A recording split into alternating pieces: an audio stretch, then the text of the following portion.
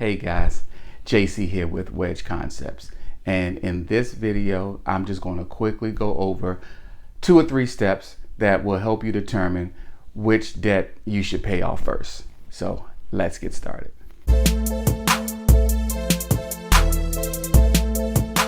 Most of us have multiple debts, right? So we can have car notes, we can have student loans, we can have mortgages, we can have credit cards.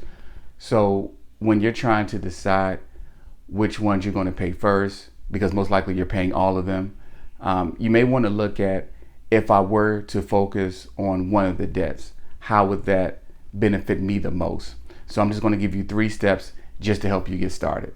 The first thing you want to do is to try to identify the difference between good debt and bad debt. Okay, so your good debt is going to be something that's going to boost you financially. So for example, paying off a car note or a car loan, or paying off your mortgage, student loans, things like that.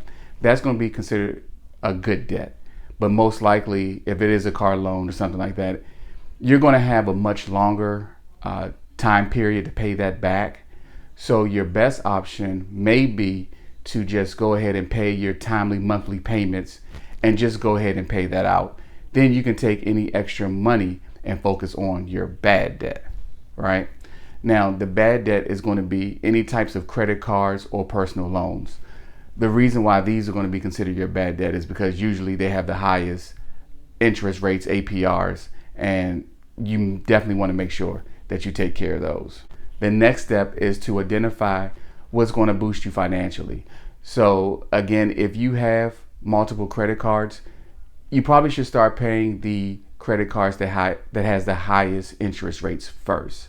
Because for example, if you have an extra $200 left over and you have a credit card that has an 18% APR and you have another personal loan that has 8% APR, it'll save you much more money from the interest that you save by applying that $200 towards the APR with the 18% credit card.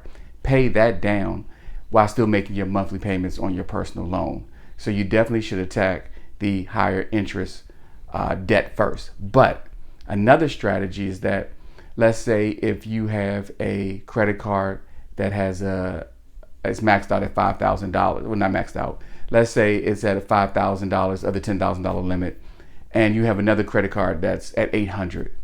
You may want to go ahead and just pay that $800 first so you can zero that out, and then you can focus all of your attention on that higher credit card and then focus on that and paying that down to 0.